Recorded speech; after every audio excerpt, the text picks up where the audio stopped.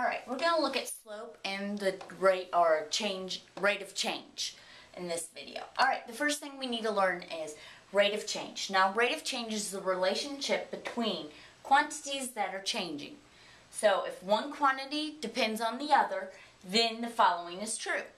Your rate of change is going to be the change of the dependent variable over the change in the independent.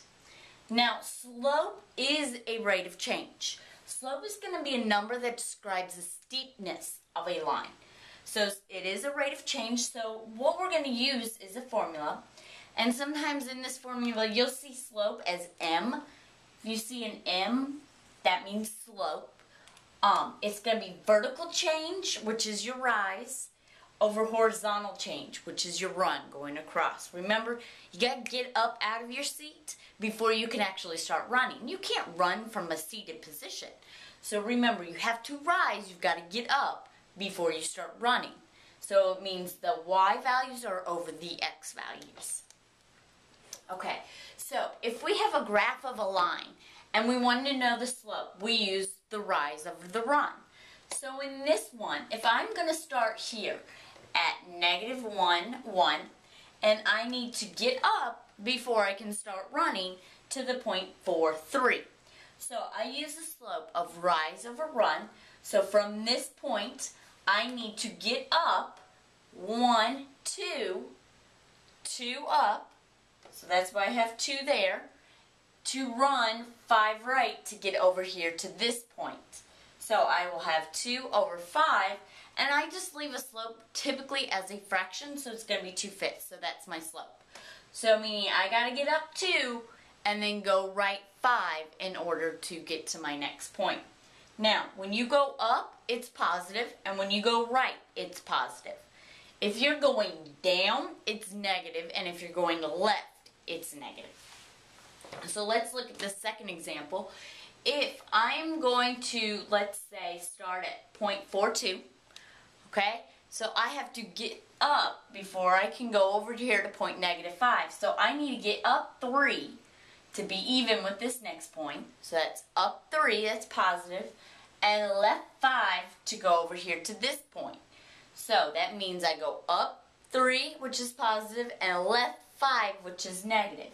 So I go up 3, left, don't forget is negative, so I'm going to make that a -5. Now 3 over -5 is known as the fraction -3/5. And that's all you have to write. Leave it in a fraction, don't worry about dividing it, it's the same thing. Alright, so what if we have 2 points and we want to find slope? So we're going to use this formula, slope, which remember we said was M, equals y2 minus y1 over x2 minus x1. So x1, y1, and x2, y2 are going to be coordinate points on this line, and x2 minus x1 is not going to be 0. We'll get to that case in a minute. So the x coordinate you use first in the denominator, which is down here, must belong to the same order pair as the y coordinate you use first in the numerator. Numerator's up top. So these two must be together. Same coordinate point, so is these two. Okay, so examples. Let's find the slope of the point -2, 1, and 5, 7. So what I'm going to do first is write my formula. So M equals y2 minus y1 over x2 minus x1. It doesn't matter if you say this point's the first point or this point's the first point. You're going to get the same answer. I always say this is for the 2 and then this is the 1s. So I'm going to do for y. I'm going to do 7 minus 1, which is right there. Then I'm going to do over 5 minus -2, which is down there. So 7 minus 1 is 6, and 5 minus the -2, remember, keep 5, change the minus to a plus, change the -2 to a plus, keep change, 5 plus 2 is 7. So my slope is going to be staying in this fraction, which is 6/7. Let's look at this second one. 0, -1, and 1, -6. Alright, so I'm going to say this is x1, y1, and this is x2, y2. So I'm going to do -6 minus -1. It's my first point. And then I do 1 minus 0 on the bottom. So -6 minus -1. Remember, keep the -6, change the subtraction to addition, change the -1 to a +1. Keep change. -6 plus a +1 is going to give me a -5. 1 minus 0 is 1. We know -5 over 1 is a whole number, so I'm actually going to write it as -5 because you want to simplify this slope fraction as much as possible. Alright, now horizontal and vertical lines. Remember when I said you couldn't have a denominator, you know, your x2 minus x1 equals 0? Well, there's a special case where it will happen. The first special case is a horizontal line. That is the ones that go basically just flat across, just like this, kind of like the horizon. Okay, so if I've got this line and I've got 0.12 and 0.42, they're on my horizontal line. Then find my slope. Use y2 minus y1 over x2 minus x1. Remember y2, so 2 minus 2, and then over 4 minus 1. 2 minus 2 is 0. 4 minus 1 is 3. 0 divided by 3. Remember, it is 0, not 3. A lot of you like to say it's 3, it's undefined, it's 1. No, 0 divided by 3 is 0. So, therefore, that's what my 3 little dots. A slope of a horizontal line is always 0. No matter what. You can have a horizontal line going down here, right here, right here, right here, any horizontal line. Slope is automatically 0. So you need to memorize that. Now, your vertical line. This is that weird case I was telling you about. So here's my vertical line. It's the one that goes up and down. So I've got a 0.42 and a 0.4 -1. So remember, y2 minus y1 divided by x2 minus x1. So I'm going to do 2 minus -1 on top and 4 minus 4. Remember when I said you couldn't have x2 minus x1 that couldn't equal 0? This is the case where it does. 2 minus -1 is 3 and 4 minus 4 is 0. If you plug it into the calculator and do it right now, 3 divided by 0 and hit enter, what you're going to get is this error message. And I believe normally it says like non-real, or it might say 0 or undefined, something like that. It's going to give you an error basically and not give you an answer.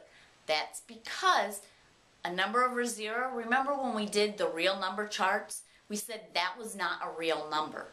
That's where this is. So 3 over 0 we're going to say is undefined. So your answer for your slope is actually going to be undefined. So a slope of a vertical line is always undefined. You're not going to write 0. You're not going to write 3 over 0. You're going to actually write undefined. Okay? So horizontal line is always 0. Vertical line is always undefined. You're actually going to write the words undefined. Alright, now we're going to look at when we're given a pair of points that lies on a line with a given slope. And we actually need to find the x or y in the point. Alright, we're going to use our slope formula. Remember, slope equals y2 minus y1 over x2 minus x1. So here in this first one, I'm given the points 2, 4, and then the point x8, where we don't know what the x coordinate is, and my slope is -2. Okay, so I'm using my equation. Now, slope of -2. Let's put that into a fraction. Remember, that is the same exact thing as if I do -2 over 1. Same thing. So I use that fraction.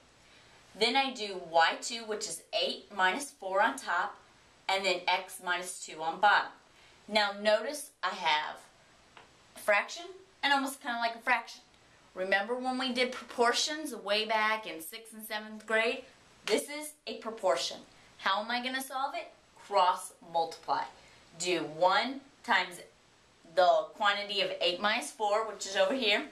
Then do -2 times x minus 2, that quantity. Okay, so then I'm going to solve it. This first one, I need to distribute this -2. I'm going to do -2 times x is -2x. -2 times -2, 2 negatives, makes it a plus, gives me 4.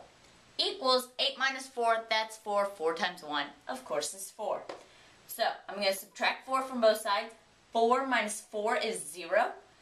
This 4 and 4 go away because that becomes 0 as well. We're left with negative 2x. Divide negative 2 on both sides. Remember, 0 divided by negative 2 is 0. So my x-coordinate that's missing is 0. And that's all I have to do. Let's do another one. In number 2, we got negative 4 and y. And then my second point is 2 and 4y. I'm not given an actual y-coordinate. So my slope is 6. Remember, if it's a whole number, just throw it over 1 and then there's your fraction. So use your formula, slope equals y2 minus y1 over x2 minus x1. I use my slope, 6 over 1, equals y2, which is 4y, minus y, over 2 minus negative 4. So I'm going to do 1 times 4 minus y, which is right here, and then I'm going to do 6 times 2 minus negative 4, which is here. Okay, 2 minus negative 4 is 6, because the keep, change. 4y minus y is 3y. 3y times 1 is just, of course, 3y. So now I have 6 times 6 equals 3y. 6 times 6 we know is 36. 36 equals 3y. Divide each side by 3.